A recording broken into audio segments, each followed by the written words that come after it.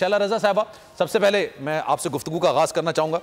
ये पाकिस्तान के अंदर दहशतगर्दी का कोई भी वाकया होता है, उसमें बिलवास्ता या बिला वास्ता भारत, मोदी सरकार या फिर रॉ एजेंसी मुलव्विस नजर आती है। अब इलेक्शन सर पर हैं, 8 तारीख भी निकलकर सामने आ चुकी है। पाकिस्तान में इस्तेहकाम आ रहा है, माशी तौर पर भी, दहशतगर्दी के मामला में भी सुकून भी आ रहा है, सारी चीजें हो रही हैं, लेकिन शायद ये सुकून हमारे दुश्मनी की आंख को एक आंख नहीं भा रहा है। क्या कहेंगी आप? सबसे पहले तो सलमान, शुक्रिया, आपने मुझे प्रोग्राम में लिया। लेकिन ये बहुत ही 2 दिन बड़े अफसोसनाक वाक़यात हुए, जिसमें हमारे 14 जवान हमारे मुल्क के बेटे शहीद हुए, फिर आज मियां वाली वाला। तो यकीनन के दुश्मन को भी मौका जब मिलता है जब सहूलतकारी मौजूद हो, और दुश्मन तो दुश्मन ही होता है ना, जो सोता है ना सोने देता है। लेकिन असल मामला ये है कि उस दुश्मन का दोस्त यहाँ मौजूद है, और दुश्मन का दोस्त हमारा दुश्मन है, कहते हैं। और जी बोलिए। तो अब जो सूरत हाल है वो ये है कि नेशनल एक्शन प्लान मौजूद है, और कोई भी पार्टी ऐसी नहीं है जो ऑन बोर्ड ना हो और जिसने पहले भी नेशनल एक्शन प्लान की हिमायत ना की हो। मैं समझती हूँ कि चाहे आप केयर टेकर में हो या आप इलेक्टेड गवर्नमेंट हो, मुल्क की मामलात में जो कुछ मामलात हैं उसमें तो कोई रियायत नहीं है। तो बिल्कुल इसमें बड़ा सख्ती से होना चाहिए। रही भारत की बात, तो उसको ये जो इस तरह की आज बातें कर रहे हैं 9 मई को जो हुआ, और उसमें जो है ना, आज खुल के हमें पता है कि हमारे दुश्मन ने ये किया। 9 मई को जो मसला हुआ था उसमें अफसोस यह था कि हमारे बच्चों को इस्तेमाल किया गया था, हमारे शहरियों को इस्तेमाल किया गया था।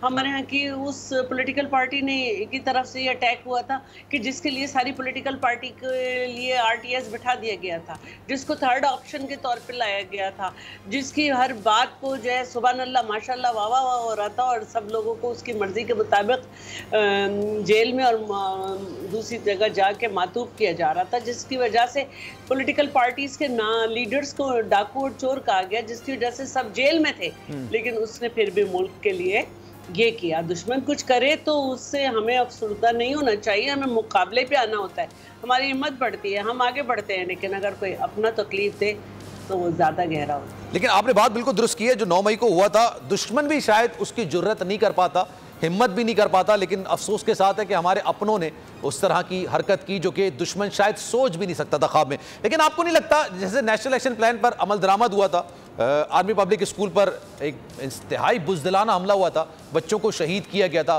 पूरी दुनिया उस पर आंसू बहा रही थी, लेकिन फिर हमारी तमाम सियासी जमातों ने मिलकर कंसेंसस किया था। आज एक सियासी जमात दूसरी सियासी जमात के साथ बैठने को तैयार नहीं है। मतलब जो अभी 14 महीने की हुकूमत थी, 16 महीने की हुकूमत थी, उसमें भी इख्तलाफात है। तो क्या आज हम ये नहीं कर सकते कि सियासी मामलात अपनी जगह पे, लेकिन दहशतगर्दी हमारा एक ऐसा मसला बन गया है जिससे कोई भी सियासी जमात ये नहीं कह सकती कि हम इससे मुतासिर नहीं है, तो आए बैठे जी। तमाम सियासी जमातें जो है ना, मैंने कहा कि सिवाय एक के, क्योंकि जब वो हुकूमत में भी थे तो वो जब भी नहीं आए थे, और चीफ ऑफ आर्मी स्टाफ मौजूद थे उनकी जगह, वो नहीं आए थे। तो आज भी जो है ट्रोलिंग अगर हो रही है तो कहाँ से हो रही है, और मुल्की मामला था तो 16 महीने साथ बैठे और बहुत सारे लोग ताने दे रहे थे वो एक तरफ है, वो एक हैं और 16 अलग हैं। तो मुल्की मामला था, मुल्क की क्रेडिबिलिटी को बचाना था, मुल्क दोस्त ममालिक से लेकर IMF को यकीन दिलाना था कि स्टेट ऑफ पाकिस्तान झूठा माहिदा नहीं करती है। बड़ी तकलीफ़ उठाई हमने उसमें, आवाम ने भी हमारे साथ भरपूर साथ दिया है कि हर तकलीफ़ को सह रहे हैं। तो मैंने कहा कि कुछ मामलात ऐसे हैं, कश्मीर है और अब तो फ़लस्तीन भी, और ये सारे मामलात टेररिज्म के, इस पे सारी कौम एक है। बिल्कुल। और जैसे पाकिस्तान पीपल्स पार्टी ने तो अपनी आला क़यादत को गंवाया है, और दैट्स व्हाई बेनज़ीर भुट्टो को दहशतगर्दी के वाक़े में शहीद किया गया था माजरत किया था। अब दोबारा से इलेक्शन सर पर है, इलेक्शंस की तैयारी अब सियासी जमातों ने करनी है, फिर दहशतगर्दी के वाक़यात को इस तरह से तेज़ होना, फिर दूसरी बड़ी बात कि इसमें हमारे पड़ोसी मुल्क की भारत की एजेंसीज का हाथ निकलकर सामने आना, कितना तशवीशनाक अमल हो सकता है ये आने वाले दिनों के लिए? देखिए, ये हर वक्त तशवीशनाक है, क्योंकि जैसे मैंने कहा कि कल हमारे इतने सपूत शहीद हुए, पूरा ख़ानदान बर्बाद हो जाता है एक मौत से। बिल्कुल।